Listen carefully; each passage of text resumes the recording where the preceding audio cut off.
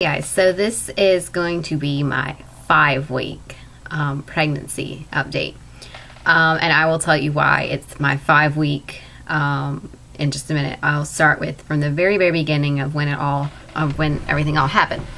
So last Sunday, not like as in yesterday Sunday, but last Sunday, I started spotting, and it was like brown spotting. It was only when I wiped. And I got really upset and just thought that I was having a miscarriage. And so I called the on-call doctor, and I was about to go to the ED because I didn't know, what else to do. And they told me that, they don't really worry about brown spotting. It's more like the bright red bleeding is what they worry about. And if it's like heavy and if you're having cramps. And I wasn't having any cramps. So we waited until the next morning, and I got an OB/GYN or an OB appointment, and it was scheduled for like 8 o'clock in the morning or something like that. And they did an ultrasound, and all they saw was a sac. And so I was really alarmed. I thought, this is a blighted ovum, and I was really upset. And so they did my HCG levels. And my first HCG level came back as 5,882. And then my second HCG that they drew on Wednesday was 9,000 and something. Can't remember. But it was, it had doubled over, when I used the HCG calculator online, it doubled in 72 hours or something like that, which usually like 48 hours. But once it gets over a certain point, I was reading online that it only doubles, or only goes up every so often, like every 72 to 96 hours. So, anyways, but the doctor told me that was good, and everything looks good with the pregnancy as far as HCG levels went. But he still wanted me to keep my appointment. That was today, actually. So when we went in today, I was super nervous, and of course, with pregnancy, you get all weepy and teary-eyed and have the mood swings and stuff, and I was just generally really nervous and scared that the only thing we would see was a gestational sac again. So when they first did the transvaginal ultrasound, I just thought they could see a sac, and I was like, oh my gosh, this is a blighted ovum, and they're going to tell me I'm going to miscarry. And but no, we actually got to see a baby. I'm going to cover everything up so you guys, I don't want everyone to see my name and stuff, but that is what we saw. And there was a baby in there. And its heart rate was 115, so we actually did get to see the heartbeat, which really surprised me because I know they were saying on online forums and stuff that at 6 weeks you can't really see a heartbeat, but we got to see a heartbeat. My husband said that he actually saw this little tiny flickering, and he thought maybe that's the heartbeat. And she told me to hold my breath, and there it was. So I was so relieved, and they said they like to have it at 120, which is only 5 beats off. So I am scheduled again next week for another ultrasound. That would have been my 8-week ultrasound anyways. So I just kept my appointment for November 15th, which would have been my first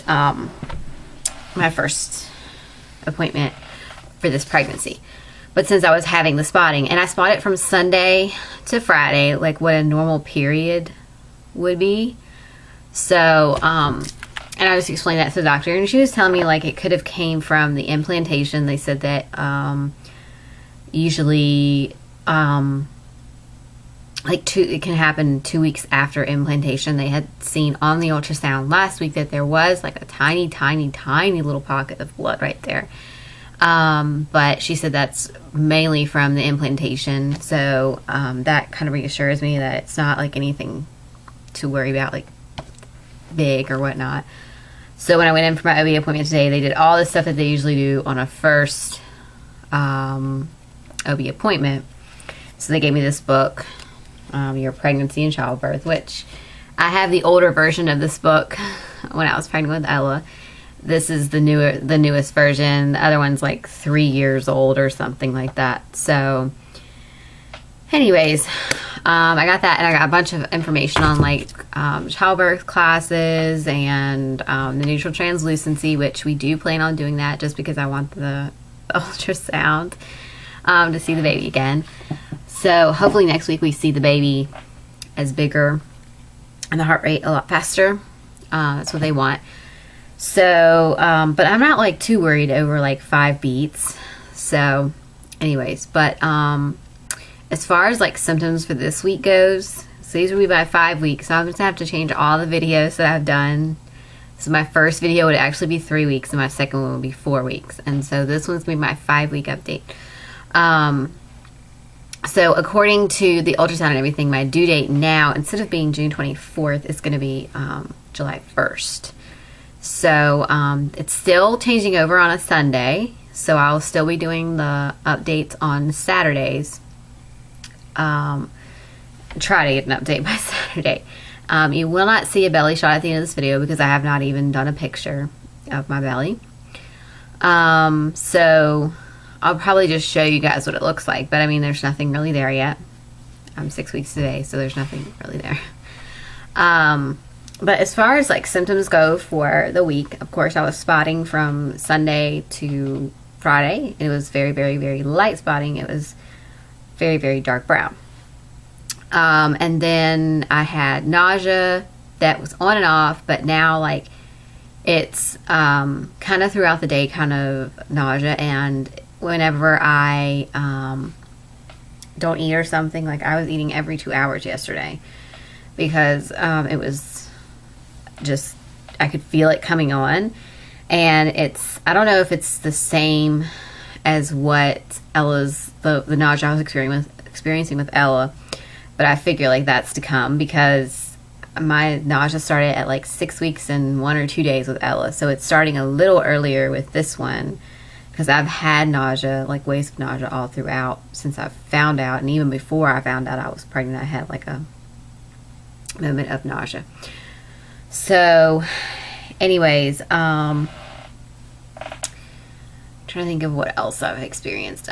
Still like the lower back pain that goes into my butt and goes in my mid back, which she said there it's normal, and it could be that I am having like cramping in my back maybe, and also from the way I'm sleeping. I usually sleep on my stomach, and now I'm like sleeping on my side, and she said that I could sleep on my stomach, so I'll probably start doing that until